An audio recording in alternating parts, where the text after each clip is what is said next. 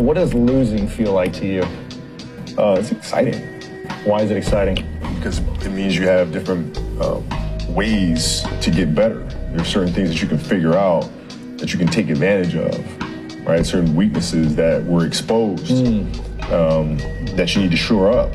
It sucks to lose, but at the same time, there are answers there if you just look at them. It's a constant process. It's exciting when you win, it's exciting when you lose, because the process should be exactly the same.